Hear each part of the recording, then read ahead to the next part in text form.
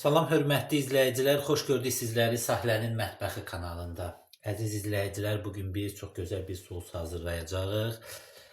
Spagetti sosudur. Yəni bunu siz spagetti ilə də yeyə bilərsiniz. Digər ət yeməkləri, nə bilim kebablar, ondan sonra kartoşka qızartması, kartoşka püresi, nə bilim o digər o xamir yeməklərinin üzərinə tökə bilərsiniz. Gürcü xəncəlinin və yaxud bizim öz milli belə deyək də düşbərəmizi çox xanımlar hazırlayır və soğuducuda dondurur. Sonra isə onu çıxardıb belə bişirir. Onu yəni suda bişirib üzərinə bu sosdan tökə bilərsiniz. Yəni digər vermişi makaron yeməklərinin üzərinə bu sosdan tökə bilərsiniz. Bunun üçün bizə nələr lazım olacaqdır?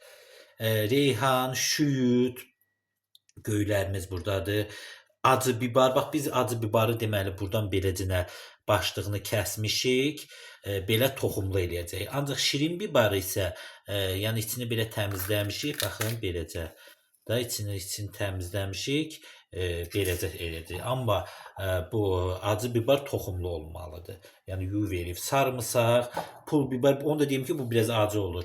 Nə bilim qırmızı istiot, duz, biraz zövqə görə qara istiot da tökə bilərsiniz və tomat lazım olacaq. Təbii ki də birazcık da su. İndi başlayırıq bunu hazırlamağa. Deməli əziz izləyici, gördüyünüz reyhanımızı, şüydümüzü qoyduq, bibarımızı belə qoya bilərik, bir neçə hissəyə də bölüb qoya bilərik.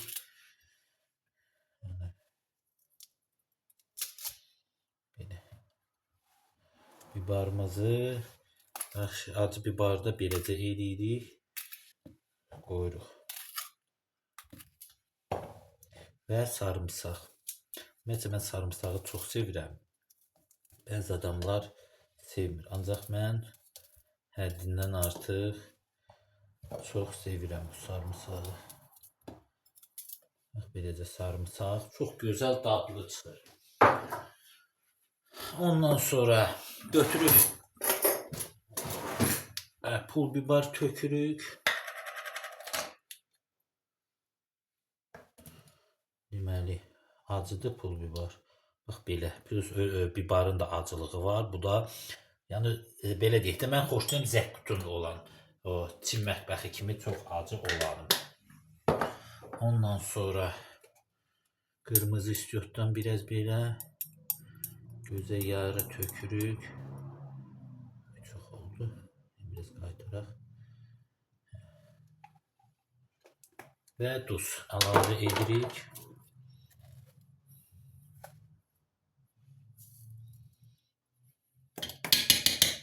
Və əziz izləyicilər, başlayırıq tomatımızdan əlavə etməyə.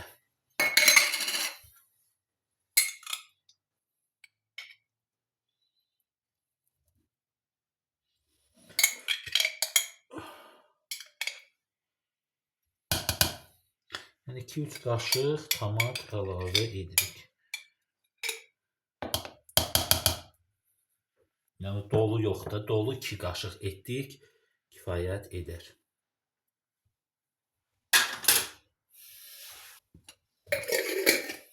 Bax belə. İndi isə suyumuzu əlavə edirik. Belə. Əziz izləyicilər, qeyd edim ki, su əgər az olsa çox biraz da əlavə etmək olar. Burada onu qeyd edim ki, bizdə tomat biraz çoxdur, ona görə biraz su əlavə edəcəyik. Bax belə əziz izləyicilər, biz 2 stakan armudu stakanı su tökdük və ağzını örtürük. Düz indi biraz çıxa bilər o üzünə bu üzünə.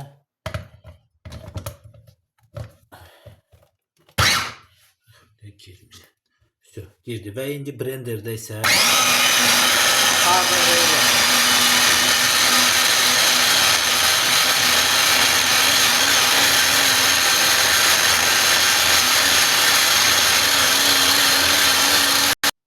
deməli əziz izləyicilər, bax belə hazırladıq. Baxın görün necə gözəl sos alındı və bunu belə deyərdim, qaba töküb süfrəyə vermək olar. Yəni digər ət yeməklərinin yanında bunu vermək olar. İndi qaba töküb servis edirik. Bax belə əziz izləyicilər, gördüyünüz kimi gözəl qablara qoyduq. Artıq sosumuz hazırdır. Beləcə hazırlayın və hazırlayan hər kəsə nuş olsun deyirəm. Çox dadlı və gözəl alınır. Ət yeməklərində, kabablarda, ondan sonra toyuq qızartmasında, kartof qızartmasında, digər vermişil, makaron, xəmir yeməklərində, xəngəldə zətdə, yəni gürcü xəngəldə zətdə istifadə olunan bir sosdur. Çox dadlı və gözəl. Bu qədər. Sağ olun əziz izləyicilər, salamat qalın və gələn videolarda görüşmək ümidi ilə sizdən ayrılıram.